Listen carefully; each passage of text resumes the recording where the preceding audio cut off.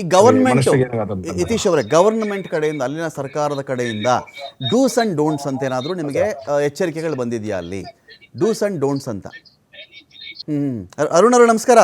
ಅರುಣ್ ಅವರು ನಮಸ್ಕಾರ.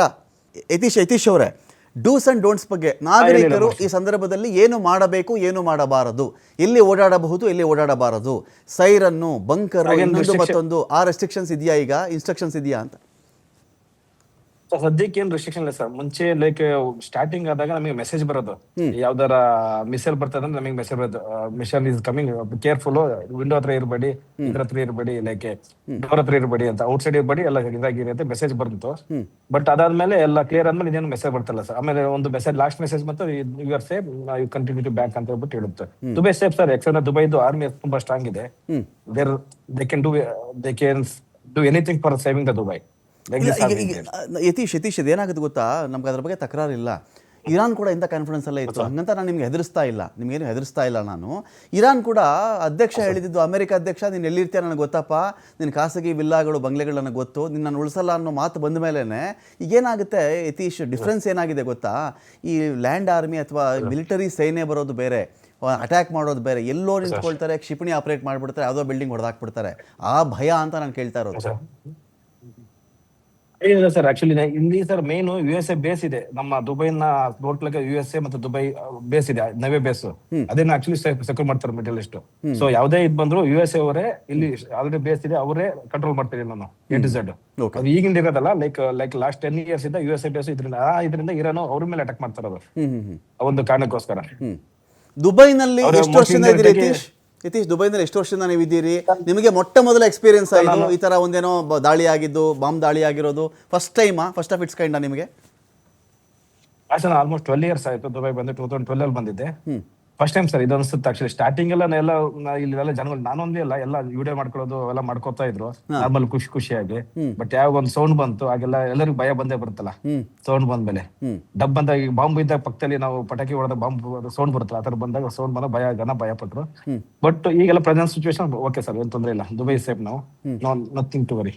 ಓಕೆ. ಈಗ ಜಾಬ್ ಏನಾದ್ರು ಟೈಮಿಂಗ್ಸ್ ಕಡಿಮೆ ಮಾಡಿರೋದು, ಜಾಸ್ತಿ ಮಾಡಿರೋದು, ಅಥವಾ ರಾತ್ರಿ ಹೊತ್ತು ಈ ಥರ ಲೈಟ್ ಆನ್ ಮಾಡ್ಕೋಬೇಡಿ, ಇದೆಲ್ಲ ಇರ್ತದಲ್ಲ ಸಾಮಾನ್ಯ. ವಾರ ಬಂದಾಗ ಏನಾಗುತ್ತೆ, ಲೈಟ್ ಆನ್ ಮಾಡ್ಬಿಡ್ಬೇಡಿ, ಹುಷಾರು, ಲೈಟ್ ಆನ್ ಮಾಡಿದ್ರೆ ಟಾರ್ಗೆಟ್ ಆಗ್ಬಿಡ್ತಾರೆ ನೀವು, ಇದೆಲ್ಲ ಇತ್ತು, ಅದೆಲ್ಲ ಇರಲಿಲ್ವಾ ಈಗ ಅಲ್ಲಿ? ಸರ್ ಮೇನ್ ವರ್ಕ್ ಯಾವ್ದು ಪ್ರೆಸೆಂಟ್ ಬೇಕು ಆ ವರ್ಕಿಗೆಲ್ಲ. ಈಗ ನಾನು ಬ್ರಾಂಚ್ ಅಲ್ಲಿ ವರ್ಕ್ ಮಾಡ್ತಿದ್ದೆ, ಕಸ್ಟಮರ್ ವಾಕಿನ್ ಬರ್ತಾರೆ, ನಾನು ವರ್ಕ್ ಮಾಡ್ಲೇಬೇಕು. ಕೆಲವರು ವರ್ಕ್ ಫ್ರಮ್ ಹೋಮ್ ಇರ್ತಾರೆ, ಅವರಿಗೆಲ್ಲ ವರ್ಕ್ ಫ್ರಮ್ ಹೋಮ್ ಕೊಟ್ಟಿದ್ದಾರೆ ಆಲ್ಮೋಸ್ಟ್. ಈಗ ಎಲ್ಲ ಎಂಪ್ಲಾಯಿ ಸ್ಕೂಲಿಗೆ ರಜಾ ಕೊಟ್ಟಿದ್ದಾರೆ, ಇನ್ನು ಸ್ಕೂಲ್ ಸ್ಟಾರ್ಟ್ ಆಗಿಲ್ಲ, ಎಲ್ಲ ಆನ್ಲೈನ್ ಕ್ಲಾಸ್ ಮಾಡ್ತಾ ಇದ್ದಾರೆ. ಯಾಕಂದ್ರೆ ಗೊತ್ತಲ್ಲ, ಮೊನ್ನೆ ಅವರು ಇರಾನ್ ಮೇಲೆ ಇವರು ದಾಳಿ ಮಾಡಿದಾಗ ಅವ್ರು ಎಷ್ಟೋ ಮಕ್ಕಳು ಸತ್ತೋಗಿದಾವೆ ಅಂತ. ಅದಕ್ಕೆ ಸೇಫ್ಟಿಯಾಗಿ ಒಂದೇ ಸ್ಕೂಲ್ ಇದ್ರೆ ಇದು ಮಿಸಲ್ ಬಂದ್ರೆ ತೊಂದರೆ ಆಗ್ಬಿಡುತ್ತಲ್ಲ, ಯಾರಿಗೂ ಗೊತ್ತಿಲ್ಲ ಯಾರ್ಯಾರು ಮಾಡ್ತಾರೆ. ಆ ಕಾರಣಕ್ಕೋಸ್ಕರ ಸದ್ಯಕ್ಕೆ ಸ್ಕೂಲಿಗೆ ರಜಾ ಕೊಟ್ಟಿದ್ದಾರೆ. ಜಸ್ಟ್ ಯಾರು ಆಲ್ಮೋಸ್ಟ್ ಯಾವ್ದು ಸಾಧ್ಯವಾಗುತ್ತೆ ವರ್ಕ್ ಫ್ರಮ್ ಹೋಮ್ ಮಾಡಕ್ಕೆ ಇದ್ ಮಾಡಿದ್ದಾರೆ ಸರ್. ನಾವು ಎಂಪ್ಲಾಯ್ ಅಲ್ಲ, ಜಸ್ಟ್ ನಾವು ಬ್ರಾಂಚ್ ಮ್ಯಾನೇಜರ್ ಅಲ್ಲ, ಅದರಿಂದ ಬರಲೇಬೇಕು, ಆಪ್ಷನ್ ಇಲ್ಲ, ಅದಕ್ಕೆ ಬಂದಿದ್ದೀವಿ. ಏನ್ ತೊಂದರೆ ಇಲ್ಲ. ಓಕೆ.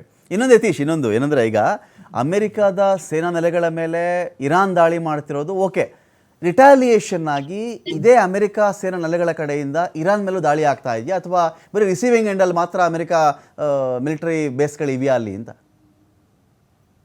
ನ್ಯೂಸ್ ಪ್ರಕಾರ ನಾನು ಬಂದ ಪ್ರಕಾರ ಇಲ್ಲಿ ಇವನ್ ಅಮೆರಿಕ ಮತ್ತು ಇಸ್ರೇಲ್ ಸೇರ್ಕೊಬಿಟ್ಟು ಇರಾನ್ ಮೇಲೂ ದಾಳಿ ಮಾಡ್ತಾ ಇದ್ದಾರೆ ಆಲ್ರೆಡಿ. ಅವ್ರೇನ್ ಮಾಡ್ತಾ ಇದ್ದಾರೆ, ಇವ್ರು ಮಾಡ್ತಾ ಇದ್ದಾರೆ. ಈಗ ಜಸ್ಟ್ ಈಗ ಸದ್ಯಕ್ಕೆ ನಮ್ ದುಬೈ ಮೇಲೆ ಏನು ತೊಂದರೆ ಇಲ್ಲ ಈಗ ಸದ್ಯಕ್ಕೆ. ಬಟ್ ಇಸ್ರೇಲ್ ಮತ್ತೆ ಅಮೆರಿಕ ದಾಳಿ ಮಾಡ್ತಾ ಇದ್ದಾರೆ, ಪ್ರೆಸೆಂಟ್ ಮಾಡ್ತಾ ಇದ್ದಾರೆ ಅಂತ ಹೇಳಿದ್ರೆ. ನನಗೆ ಈ 10 ವಿಮಾನಗಳು ಸ್ಟಾರ್ಟ್ ಆಯಿತು ನಿನ್ನೆ ನೈಟ್ ಅಂತ ಬಂದ ತಕ್ಷಣನೇ ಏನೋ ಒಂದು ಕಾನ್ಫಿಡೆನ್ಸ್ ಸಿಕ್ಕಿರಬೇಕು. ಇಲ್ಲ, ನಾವು ಏರ್ಪೋರ್ಟ್ಗಳು ದಾಳಿ ಮಾಡಲ್ಲ, ಇಲ್ಲ ನಾವು ಸಿವಿಲಿಯನ್ ಏವಿಯೇಷನ್ ರಿಲೇಟೆಡ್ಡು, ಸಿವಿಲಿಯನ್ ಏರೋಪ್ಲೇನ್ಗಳ ವಿಚಾರದಲ್ಲಿ ನಾವು ದಾಳಿ ಮಾಡಲ್ಲ, ಆ ಥರದ್ದೇನೋ ಸಿಕ್ಕಿದ್ಯಾ ಇರಾನ್ ಕಡೆಯಿಂದ? ಅದು ಸಿಗದೆ ಈ ಥರ ಏರ್ ಸ್ಪೇಸು ಆ ಥರ ಓಪನ್ ಆಗಲ್ಲ ಸಾಮಾನ್ಯ ಯತೀಶ್. ಪರ್ಮಿಷನ್ ಸಿಕ್ಕಿಲ್ಲ ಅಂತ ಅದಕ್ಕೋಸ್ಕರ ಹಲೋ ಪರ್ಮಿಷನ್ ಸಿಕ್ಕಿಲ್ಲ ಸರ್. ಬಟ್ ನಿನ್ನೆ ಒಂದು 2 ಫ್ಲೈಟ್ ಎಮಿರೇಟ್ಸ್ ಹೋದು ಅಂತ, ನಮ್ಮ ಇಂಡಿಯಾ ಫ್ಲೈಟ್ ಯಾವ್ದು ಆಪರೇಟ್ ಮಾಡ್ತಲ್ಲ, ಇಂಡಿಯಾಗೆ ಯಾವ್ದು ಆಗ್ತಲ್ಲ, ಎಮಿರೇಟ್ಸ್ ಏರ್ಲೈನ್ಸ್ ಹೋಗ್ತು ಅಂತ ಒಂದು ನ್ಯೂಸ್ ಬಂತು. ಈವನ್ ನನಗೆ ಟುಡೇ ನಾವು ಒಂದು 10 ಮೆಂಬರ್ಸ್ ಕಾಲ್ ಮಾಡಿದ್ರು. ಒಬ್ರು ಪಾಪ ನಂಗೆ ಕಷ್ಟ ಇದೆ, ಏನಾರ ಮಾಡಿ ಅಂತ, ಅಬುದಾಬಿ ಫ್ಲೈಟ್ ಅಲ್ಲಿ ಕ್ಯಾನ್ಸಲ್ ಮಾಡೋದು ಅಪ್ಪ ಅಮ್ಮ ಇದ್ದಾರೆ ಏನಾದ್ರು ಮಾಡಿ ಅಂತ ನಂಗೆ ಹೇಳಿದ್ರು. ನಾನು ಈವನ್ ಆಕ್ಚುಲಿ ಇದ್ರ ಬಗ್ಗೆ DK ಶಿವಕುಮಾರ್ ಹತ್ರ ಮಾತಾಡಿದೆ ಮೊನ್ನೆ.